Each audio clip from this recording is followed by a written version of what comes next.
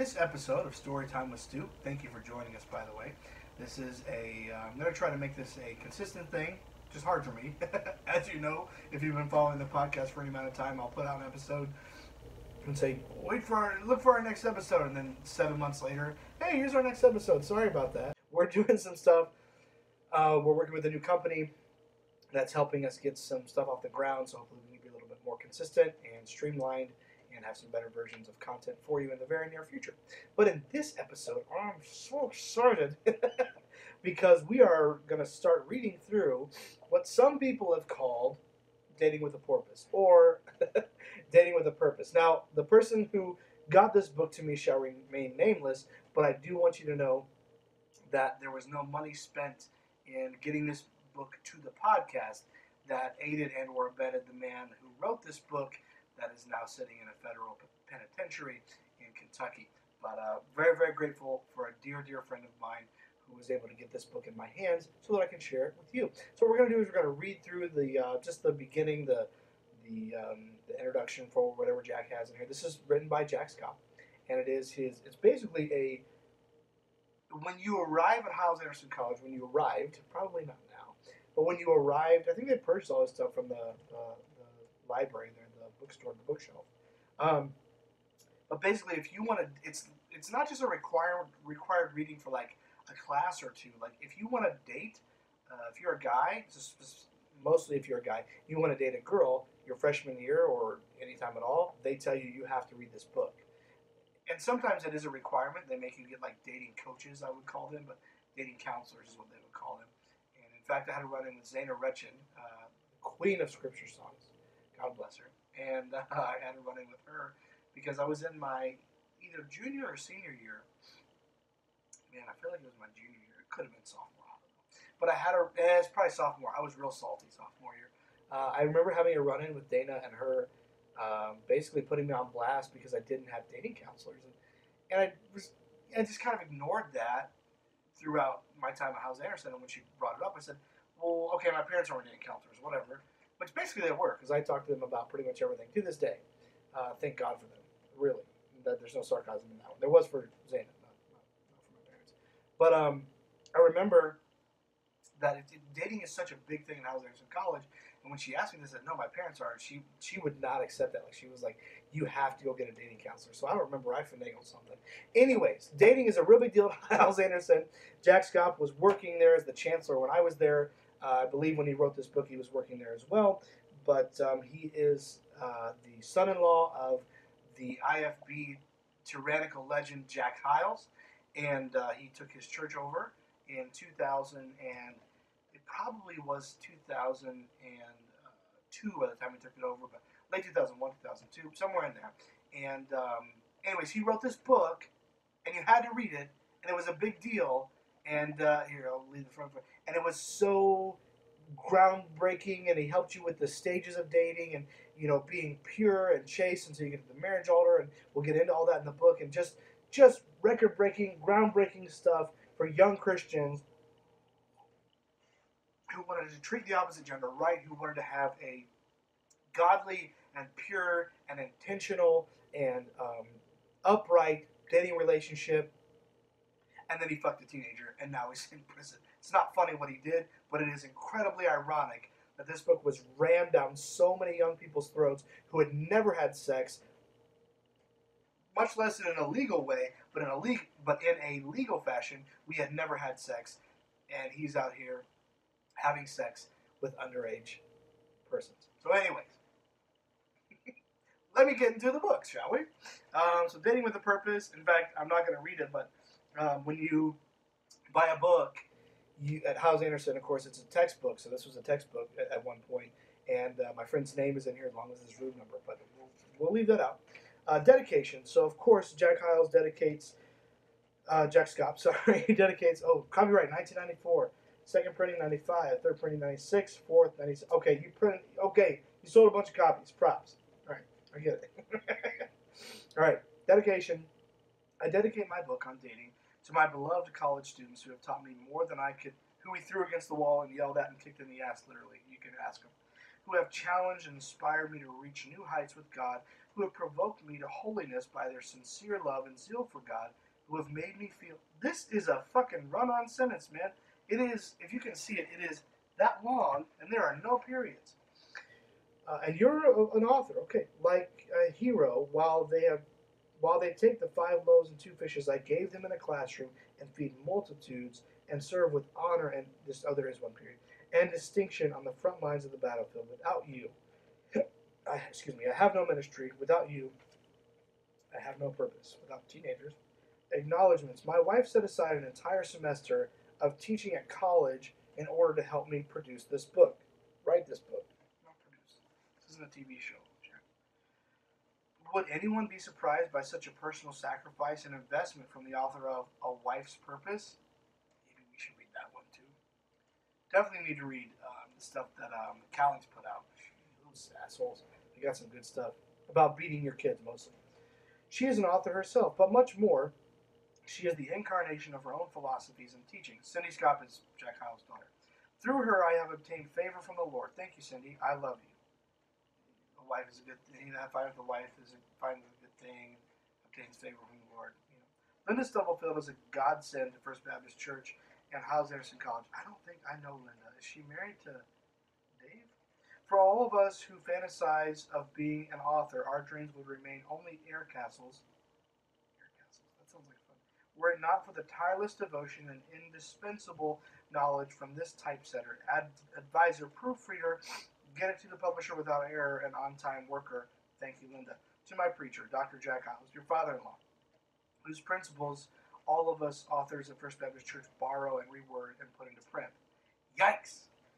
Dare any of us here at First Baptist Church and Hyles Anderson College think we would have words worth writing or an audience to read them without his wisdom or influence?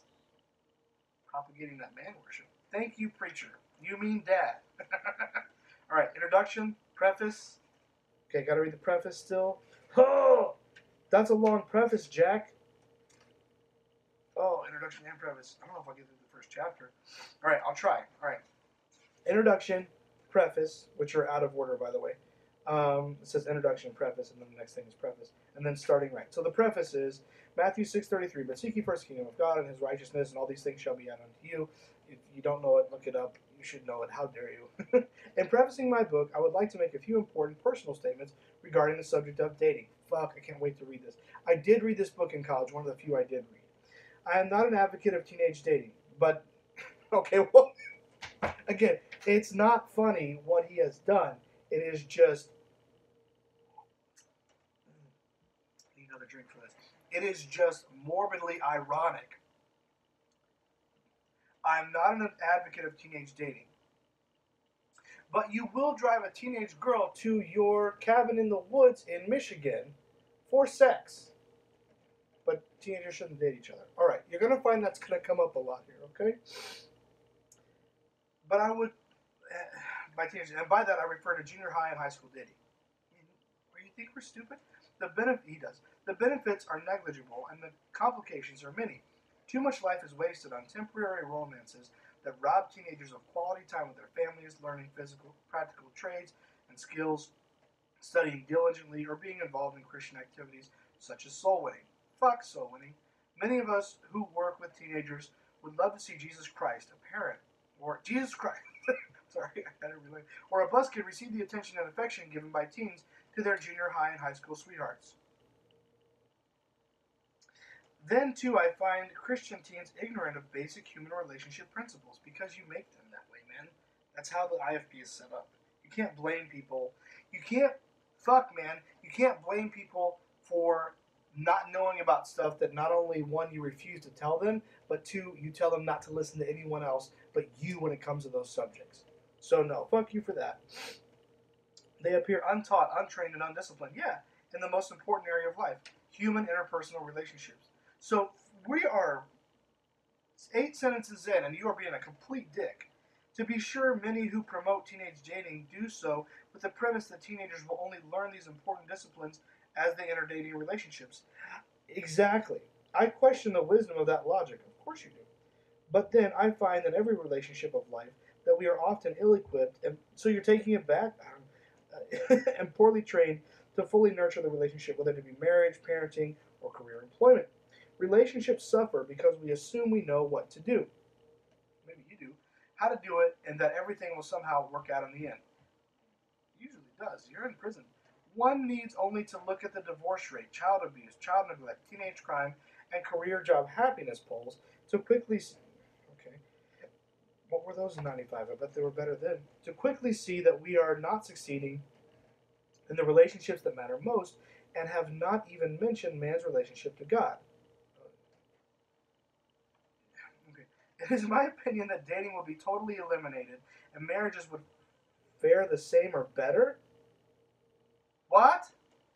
So he's talking about arranged marriage. He's telling you before we're even into the book that arranged marriage is the way to go.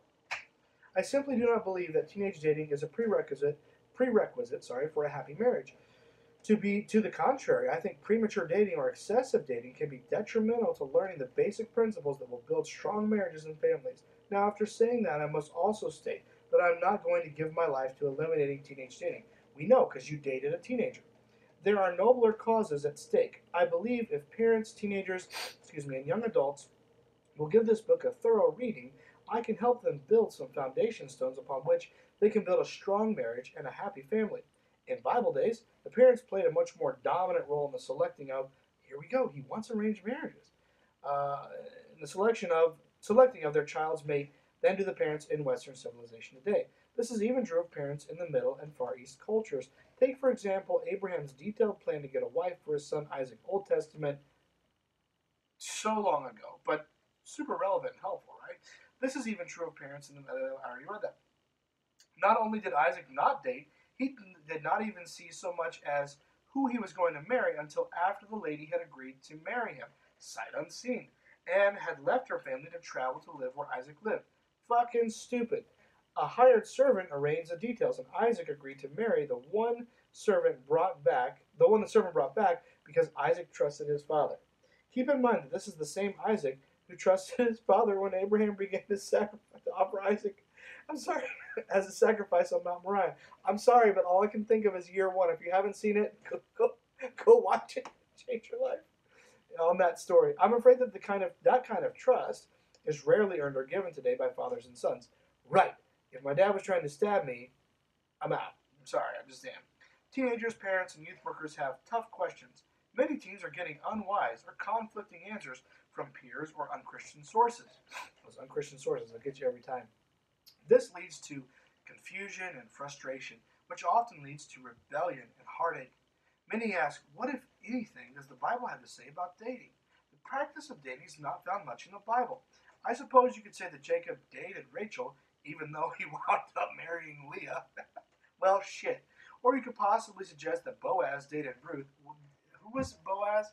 Boaz had a foot thing, right? That's what I thought. All right. It is interesting to note that Boaz was 70 years older than Ruth. She was 40 when he was 110. The Bible is just chock full, especially the Old Testament, of amazing shit. Dating is more of a Western culture practice. Of course, Samson apparently dated Delilah and another woman whose name is not mentioned, but both of these women were unsaved and ungodly. Samson's relationships with them resulted in heartache and tragedy for Samson and his family. So you're telling me the only example of dating is Samson, and he was fucked, and so we shouldn't do it. Copy that. Samson's relationships with them resulted, I already said that. Dating as we know it in America today is more of a modern idea, practiced mostly in Western countries. And yet, I hope you will see in this book, the Bible has a tremendous amount of practical advice for modern dating teens. I thought you told teens not to date. I'm so confused, Jack. Most teenagers are pretty much left to themselves in their dating. They shouldn't be. A sad comment I often hear when counseling teenagers, and you do that real well, about their parents' involvement in their dating is, my parents just want me to be happy. That statement can be tragic and irresponsible. Fuck you. I believe happiness is a byproduct of developing godly character and building strong relationships according to the Word of God. I do not believe that is the case, and I am not in a federal prison. So, just putting that out there. I have two children whom I love dearly. I, too, they don't love him anymore. I, too, as far as I know, want them to be happy. But more than I want them to be happy, I want my children to do the will of God. I have found that the happiest people are those who obey God's plans, which he like. That's it. Okay, okay, okay. Let's say that is true. I'm not saying that is untrue. That excuse me. The happiest people are those that follow Drake or God's plans, however you want to say it.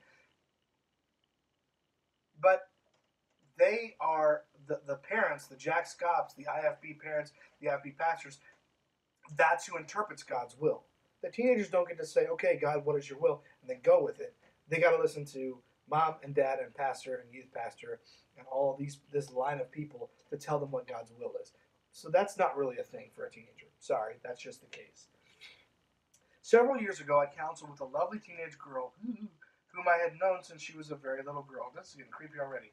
Her father's a friend of mine, but he took a very casual involvement in her life's calling and in her dating. Then maybe just let him do that and don't fuck with it. She related a vile and rebellious she related a vile and rebellious dating lifestyle that she chose because she was just trying to be happy. Again, most likely that translates to she had sex before she got married. That's vile and rebellious, just to give you guys the parameters there. The barometer, I should say.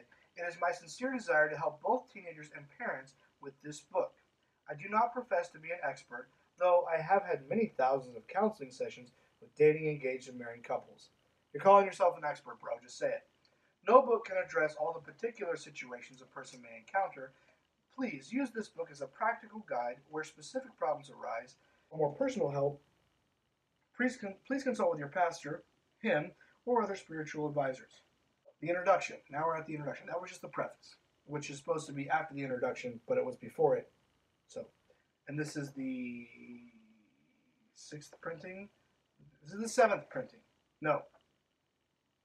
Oh, maybe this is the. I don't know. This is one of the printings.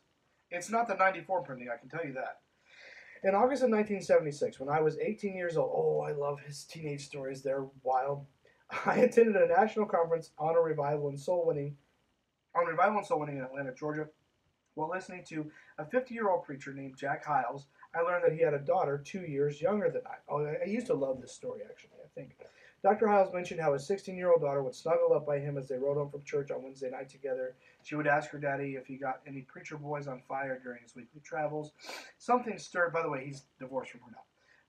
She's divorced from him, I should say. Something stirred inside my 18-year-old soul.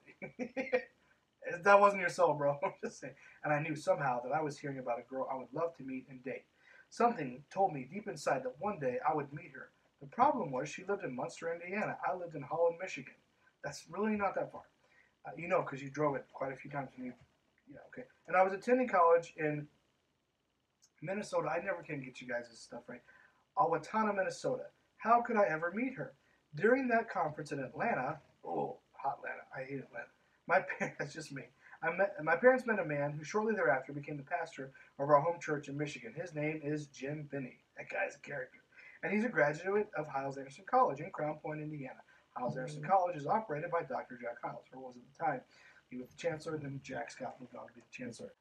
During the December Christmas break of 1976, my new pastor, Brother Binney, called me into his study and asked me why I was not attending Hyles-Anderson College. I replied that my previous pastor had counseled me to attend college in Minnesota. He answered, "I'm your pastor now. I'm counseling you to transfer to Hyles-Anderson College." And that's the way they do it. They run you off. Again, that's God's. See what I'm saying? Now that's God's will. That pastor just told him, okay, what you thought was God's will is not God's will. Now this is God's will for your life. Fuck that, man. I did transfer, and I found myself wondering in my heart if this could all be part of God's plan to help me meet that single spiritual snuggling girl I had heard about in August. After my first church service at a First Baptist Church in Hammond, I was waiting on my ride. Alone, I stood in the giant auditorium of the First Baptist Church, and I wondered how it could be filled week after week. A lady approached me and said, "I know who you are, and I know who you should marry." I stepped back in a bit. Again, I love these stories from these guys because they are just amazing, terrific, and nothing like that will ever happen to you. Why? Because you're not Jack Scott, number one. Number two, it didn't happen to him either. Just saying. Just like Jack Hyles meeting Elvis in the elevator, and no one can say no one was there when he met Elvis. He didn't meet Elvis. He wanted to so bad that he made up the story about meeting Elvis. Jack Hyles didn't meet Elvis. This lady didn't come up to Jack Scott. Sorry, Charlie, not buying it. Where was I? Stepped back in a bit of shock at her statement of knowing me and prophesying my marriage. I managed a week, but again, he doesn't want to get his doctrine from a woman. That's a quote. I managed a week recovery and asked who she might be. The lady responded, I am your new pastor's mother-in-law, and I think you should date and marry Brother Hyle's youngest daughter, Cindy. Now I was thoroughly surprised. Had I somehow leaked my deepest thoughts and wonderment to someone? How could anyone possibly know that this was the very girl I had hoped to meet? I thanked her and excused myself to catch a ride. Upon arriving back in my dormitory room, probably on Rice, I climbed onto my top bunk and sat down to digest this unusual evening. Must be nice to have all that time. Hang on. Jack Scott didn't ride night bus? What the fuck? He went back to his dorm on Sunday night. I don't care if there was night bus or not. He should have started one. That's fucking bullshit. All right. I'm mad. I'm eating. Let's see here. Where was I? Yes, my new roommate Rick approached me and said, I've been thinking about you today, and I came up with the name of a girl I think you'd like to date. I hope she's the same one I'm supposed to marry, I said with a grin. I don't know. I didn't know you were dating anyone, he said. I'm not, I answered. But a lady at church this evening told me whom I should marry. Rick tried to get me to tell him who it was, but I was a little embarrassed and thought it was a bit too presumptuous to tell him. Finally, Rick said, well, for what it's worth, I honestly think you should date Cindy Scott. You gotta be kidding, I shot back. Why, said Rick. What's wrong with that idea? Sorry, I'm trying to dramatize the story a little bit. It's fun for me. Well, nothing, I choked out. But you see, that's the name. That's the same person this lady tonight said I should date and marry. Well, now, said Rick, pompously, you see how God is obviously working this out for you two. And was God working it out? Two interesting incidents occurred after my arrival at Hyles Anderson College and before my meeting Cindy. 1 month after I arrived, Mrs. Hyles was speaking at a banquet in my home church in Holland, Michigan. When she arrived home at about 1 o'clock a.m., she woke Cindy and said, I met the parents and the family of a young college boy named Jack Scott. Do you know him or have you heard of him? Cindy replied that some of her girlfriends had mentioned a new college guy by that name.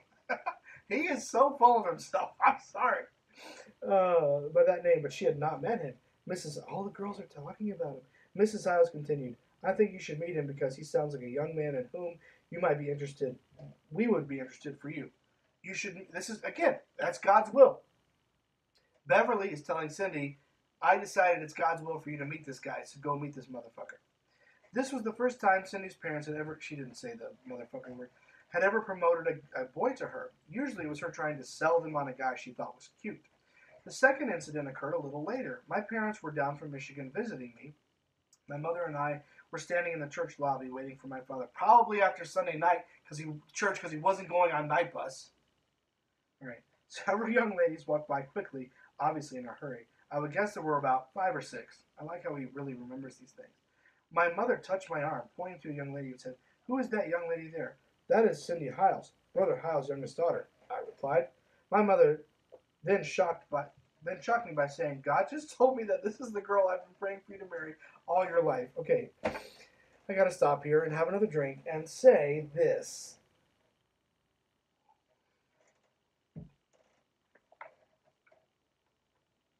I'm not saying none of this at all ever happened, but all of it surely did not.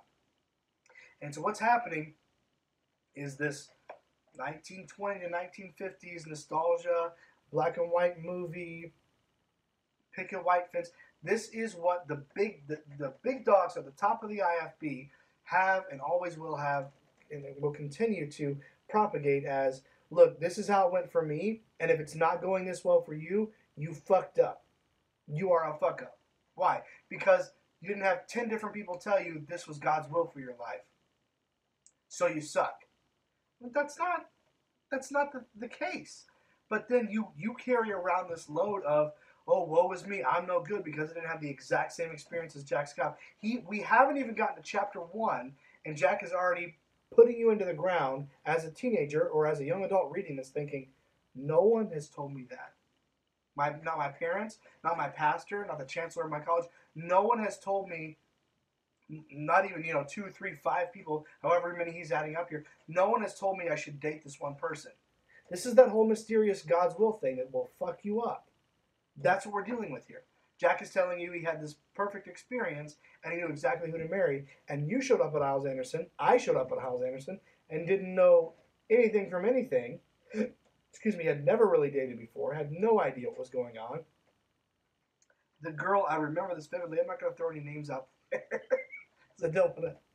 No, I'm not going to do it. But the girl that I really thought was the one for me, I got there and I realized I'm not friends with her on her Facebook. On Facebook, I'm friends with her husband on Facebook, and I'm friends with the other girl that was very close with her. We got to know each other at a church plant in Missouri. Um, Anyways, all that to say, I thought that was the girl for me. Now, you may not know this about me, or you may.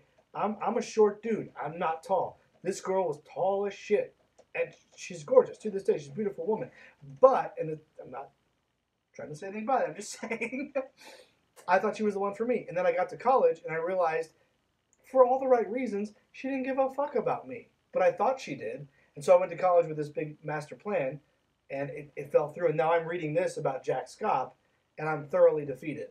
So maybe I'm just speaking from my own personal experience. I don't know. But I feel like there's a few other people that had a similar, not like getting there thinking you had the perfect person for you and then it didn't work out, but reading this from Jack and being thoroughly discouraged because nothing even close to this happened to you.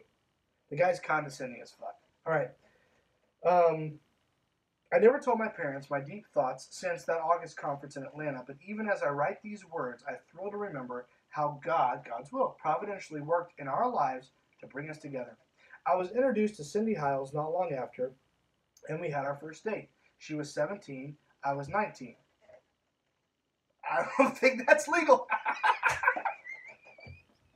Sorry, I shouldn't be laughing.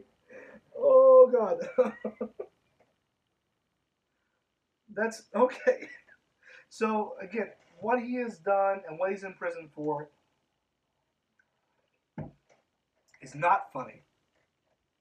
It ruined that woman's life, that young girl's life, ruined their family's life, ruined a lot of other people's lives too, because we all thought Jack was the shit. And then when he pulled that stunt, anyways, I'm just saying it's ironic to me, and I need to do a deeper dive into the laws in Indiana, but it's ironic to me that he was 19 and she was 17 on their first date. It sounds like an admission of guilt right there. 2 years and 2 months later, she became Mrs. Jack Schaap. Okay. To be honest, he married her at 19? Cindy got married at 19? Can someone verify that for me? That's wild. To be honest, I loved her from day one. I knew it was right in my spirit. My parents knew it was right. My pastor knew it was right. Cindy's parents knew it was right. And Cindy knew it was right. God was the one who engineered it behind the scenes. I'm going to pause really quick and say mad props and fucking way to go. And I'm so fucking stoked for all of the people that are either in the IFP or have made their way out and are still married. He is not, by the way. They're still married, and they didn't have 5, 10 different people saying, you should date this person, you should date this person. Like all these robots giving you God's will. You figured it out for yourself, you stuck it out, and you made that marriage work. Big clap for you. I'm proud of you. I'm stoked for you. That's fucking amazing, because guess what? The guy that had all this leadership from God and had all these people tell him that God said that this was the person for him to marry. I'm divorced, by the way. So it's whatever. Fuck me. But like, he's divorced. It didn't work out. And you made it work out. Good for you. That's fucking awesome. All right. 1 month after we started dating, Cindy's best friend said to her about me, that man has always loved you, and he will always will. Oh, okay. What a perceptive friend. She was right. And I'm not saying that Jack doesn't still love Cindy. He fucked up, though. Within the same month, Cindy's dad told her that I was different and that she should be very wise and careful with our relationship because he suspected I might be the right one. Oh, God. Oh, when these Jacks get together. I live a very no-so life. I know that I am saved. I know that I was created for a purpose. I'm trying to do it in his voice, but I don't remember his voice. He mostly screamed. I know that God wants... He's a very angry man. I hope that prison has changed that about him. It'll be good for his blood pressure. I know that God wants me to be a preacher. I know that I am serving where I'm supposed to be. I know I am living where I'm supposed to live. I know I am married. I have married God's perfect choice for my life. How I wish every one of you reading these words would know these things in your life as surely as I do. All those things that he knows are gone, are done, are over with, and have been for years. But he wishes them for you. It's starting to sound more and more like my boy Joel Osteen. And I'm convinced God has a place for you to do what he wants you to do, and a person for you to marry just as surely as he had me and Cindy Hiles, as he had Cindy Hiles Scott and me for each other. I'm sorry, this is so funny. My prayer is that the principles and practical advice of this book will help you to come to know the will of God in your dating and marriage. And I'm going to try to. I can read through chapter 1. I think I can make it. I can't wait to get to chapter 2 because chapter 2 is purity is not a dirty word. No shit. It's literally the cleanest word. But okay. Chapter 1, starting right. Frequently, I am asked by both teenagers and parents, at what age should a teenager start dating? I often answer that question with this. A teenager is ready to begin dating when he or she has made a commitment to purity in his or her dating standards. And no, the commitment should be made to the parents and the pastor of the church. Excuse me. This is a Tim Tebow thing. I love Timmy, by the way, but you got that one wrong. To make clear to the person you intend to date, it is too late to guard your purity after you've lost it. No shit. You can't keep what you don't have. This guy is fucking brilliant. Being committed to purity means more than promising your parents and God that you will try to behave yourself on a date. It means following some simple but hard rules on every date. Good intentions are not enough. Obey the rules that are listed in this chapter. Okay. Be sure that the people you date know where you stand before you get involved with them. When my wife was a teenager, a boy asked her to go on a double date. Excuse me. The other girl promised my wife that she would abide by my wife's standards. However, within just a few minutes after leaving their parents, the other couple began to hug and kiss. Sounds like something Barney Fife would pull you over for. My wife's date thought he could do the same with her, and immediately my wife shouted to the driver, "Take me home now!" She didn't want to have a good time. I am thrilled to be married to a fabulous lady who many years before she began dating me was committed to guarding her innocence. Once you have made your commitment to purity, be prepared to have that commitment tested. Watch out for all the sex. Principles for beginning dating. James was a freshman in college. He had met Trisha in the registration line on their very first day at college. How do I feel like this is suspiciously made up? 3 days later, James came to my office to get a few pointers on dating. After I explained the basic principles that are listed below, James swallowed hard and said, Brother Scott, I've broken every rule you've mentioned so far. James and Tricia are not alone in getting off to a bad start in their dating. Unfortunately, a bad start does not appear bad until a relationship is well underway. The biggest mistake I see in dating couples today is the lack of policy and principle and a predetermined plan. I didn't have any of those. Dating tends to be haphazard, spontaneous, extemporaneous. I'm gonna have to look that up, Jack. You got me there. And often tragic. Yeah, that's dating. Yeah. Dating tends to be more like a bumper car event at a county fair than an organized racing event. Where people crash out and die from running into a wall, whereas bumper carts, you might get a concussion. I need you to work on your illustrations. I thought you were good at this. I think dating couples and young teenagers should decide what rules they will use to determine whom to date, how often they will date, where to go on a date, what to do on a date. I think that comes naturally. How to behave on a date. Oh my God, this is a whole, okay, Ray Young. How to decide if it is time to break up, how to break up, how to treat each other after breaking up. This is all one sentence, by the way. How to treat each other after breaking up, how to treat parents while dating, how to ask out a girl for a date, how to say yes to a boy when accepting a date. You fucking say yes. That's all we need to hear. We're real simple, okay? What policies to have to live by if a date becomes improper. You say fuck off when you leave. What rules to live by if a boy or a girl misbehaves on a date. How to propose. I wish girls would misbehave on dates. How to propose to a girl. How to decide if a man is the right one to marry. How to propose. Is that what he said? Man, I mapped that shit out myself. Jack didn't help me with that at all. All right. How to decide if a man is the right one to marry, what rules determine when to marry, etc. All of those policies should be determined before a couple in their teenage years begins to do any kind of regular or serious dating. All right, we're into the rules. Here we go. I'm just so excited. The following are some basic principles to help guide dating couples through the beginning days of dating. The man should ask out the lady before each date. Ray Young, big time.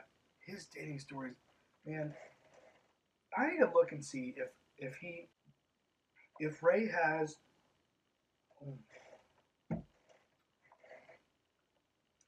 something written down somewhere on dating, because listening to him talk about, is it Linda?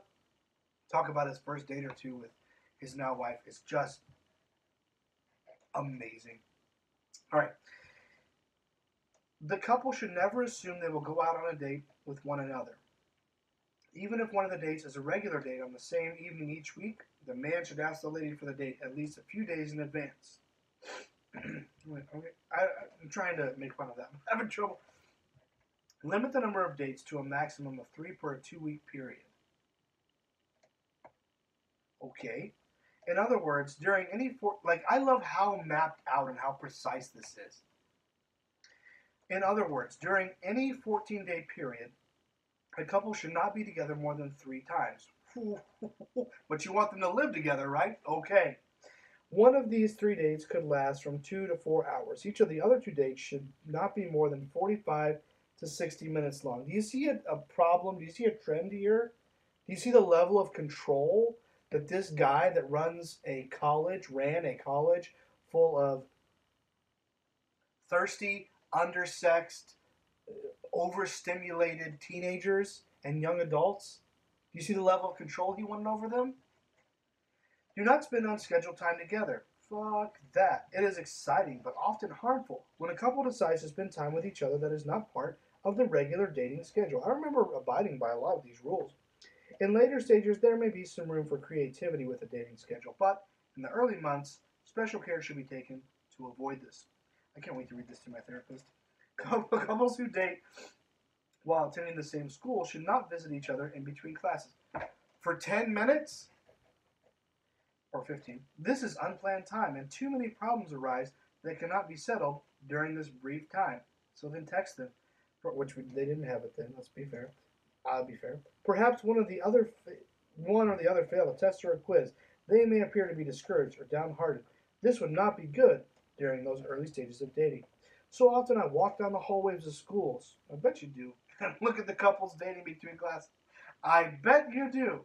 More often than not, the couples are trying to squeeze more out of the occasion than time permits, which often leads to frustration, fussing, and disappointment.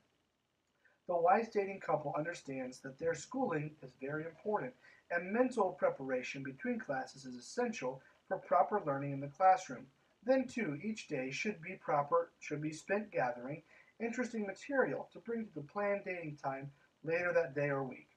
Couples who have unscheduled dates or couples who date between classes quickly exhaust their interesting conversation material. Then, when they meet for their planned date, they often resort to conversing about matters that are too intimate, personal, or mature for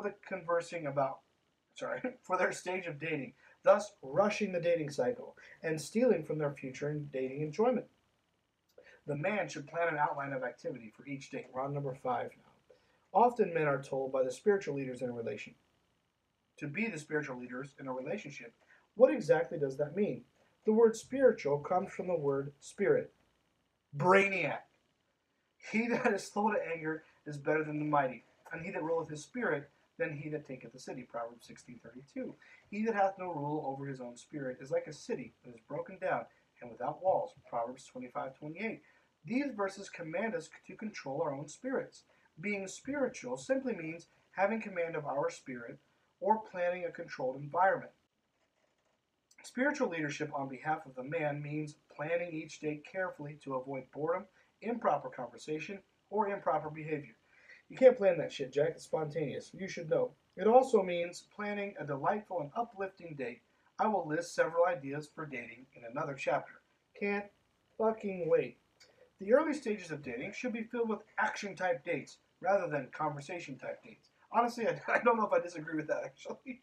There are some important reasons for this. Again, his structure, though, is fucking wild. If your dating relationship continues, you will want to relive sweet memories, shared experiences, bring closeness. And that is something that they really hammered down. And I don't think that it's actually inaccurate. Shared experiences do bring closeness, but he likes to make that like the main thing that brings closeness. There's a lot of other things that can bring closeness. Anyways, if I want my wife to feel close to me, I simply start talking about the experiences we have shared through the years. You could also like pull her in close to you. That's also that. However, rarely have we reflected on the times we sat around and talked. Although we had discussed the time my pregnant wife slipped on a freshly waxed bowling lane and slid halfway down the lane with her bowling ball. You're a dick. As I spoke to my wife, that's for me to eject. As I spoke to my wife about this chapter, she reminded me of the time I first introduced her to my uncle. We were standing by the door waiting for my uncle to answer. When he did, a giant drift of snow from his roof fell on my girlfriend's head. Again, all this is depreciating to his girlfriend, his wife, the woman in the story. All of it. Knocking her down. There she was, buried immodestly in a pile of snow, her lovely hairdo ruined, tears streaming down her face from pain and embarrassment, and my uncle laughing at us hysterically. I thought it was funny then, and we both think it's funny now. And as we share these experiences, we sense a love and closeness to each other that further knits our hearts. The fuck? Build a storehouse of memories from fun, spiritual, and crazy experiences you enjoy together. Excuse me. If the bulk of your early dating is purely conversational, you will have precious little to relive later. For the lazy couple who only want to get serious quickly, it is easy to spend hour upon hour, date after date, talking. The problem is that quite soon after you start dating, you are both all talked out of the simple and harmless topics. At this point, most couples reach into their private lives and reveal too much about themselves, or they discuss marriage, engagement, child rearing, or intimate feelings in order to maintain the romantic momentum. Yeah, we do. Then, after they have exhausted those subjects, they get fussy with one another. They critique each other's moods, love and countenance. A moody up one day, down the next syndrome develops that drives a wedge between them, and sadly, many couples break up or get physically involved to escape the pressure. Again, you would know. Keep your early dates fun, lighthearted, action oriented, and well planned. This certainly does not mean you should not talk, by all means. No shit. Converse with each other. I simply think it's unwise to spend large amounts of time on a date doing nothing but talking. Talk while you are bowling or playing miniature golf or paddling a canoe or feeding the ducks at the local pond or ice skating. Again, pretty much all those things you can do on campus. So this is a very Hyles Anderson centric book. Excuse me. But keep your let's sit down and talk time to 10 or 15 minutes per date. Again, so precise, Jack, so precise. Then, too, many first time daters, then, too, is like his phrase, it's like his and so, have a bit of difficulty talking comfortably early in their relationship. That is accurate. Going on church activities and group outings and action type dates make it easier for the silent types to enjoy themselves without feeling too pressured because they can't think of anything to say. Remember that you cannot go backwards emotionally in a dating relationship. That was a big one. I remember that one. These are all ringing bells. It is very easy to accelerate your relationship, but nearly impossible to slow it down. Again, he would know. If one day a man tells his girlfriend that he loves her, she will never be satisfied with an "I like you" again. I can't wait to talk about the stages, can you guys? If a couple dates 4 or 5 times a week, it is devastating to drop back down to 2 or 3 times per week. No. Therefore, don't move faster than you can comfortably sustain over a long period of time. If you're going too slow, you can always speed it up immediately. If you're going too fast, it will take a minor miracle to slow down the relationship. Seek the practical advice from your parents and pastor to help pace your relationships. Couples who progress too quickly in their relationships usually find themselves facing one of 3 tragic pitfalls. They get physically involved in their dating behavior. No. Tell me more, Jack.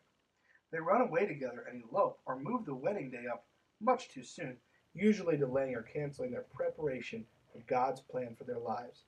They break up because the emotional strain has caused them to become irritated and frustrated with one another and to say damaging and hurtful words that wound their spirits beyond healing. No, the honeymoon phase ran out and you can't hang anymore. That's what that is. Shit happens.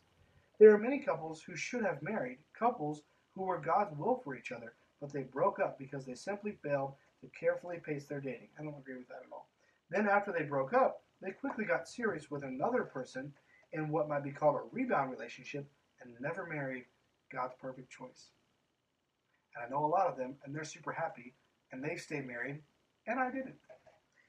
Remember that most people do not marry the first person they date. If a couple does break up, they will want to end the relationship with no regrets about their behavior. So many couples with whom I counseled have guilty feelings from their poor handling of previous dating relationships.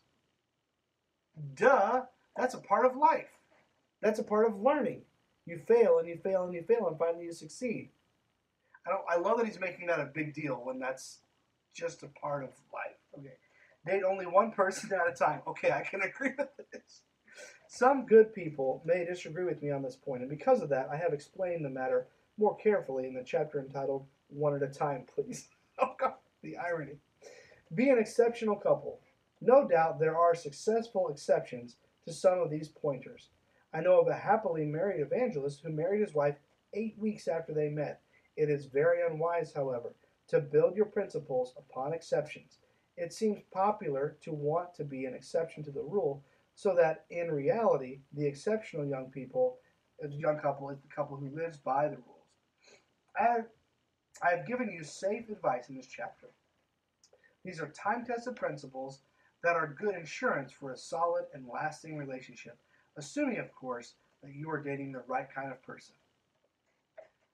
And that is the preface and the introduction and chapter 1 in Jack Scott's book, Dating with Not a Porpoise, but a Purpose. Subtitle, Common Sense Dating Principles for Couples, Parents, and Youth Workers. And a bunch of recommendations on the back. Half of them are from people that work for him. So that is chapter 1 of the Dating with a Purpose book by Dr. Jack Scott. And there was some juicy stuff in there, but I'm telling you, there's even more, even juicier stuff to come. Again, especially keeping in mind what he's in prison for and the fact that he couldn't keep it in his pants, but he wanted to tell all of us how to do exactly that. So anyways, I hope you guys enjoyed it. If you didn't, I don't blame you, but I enjoyed reading through it. And we will continue this series of story time with Stu here on Not Your Mother's Podcast. Please feel free to shoot the podcast a message or drop us a comment wherever you see the podcast in a public forum. If there's a book you'd like us to read or you want to send us a book to kind of peruse and see if we might be able to use it, feel free to shoot that over to us. We'd be happy to give that the once over. So anyways, thanks again so much for checking out this episode of Not Your Mother's Podcast.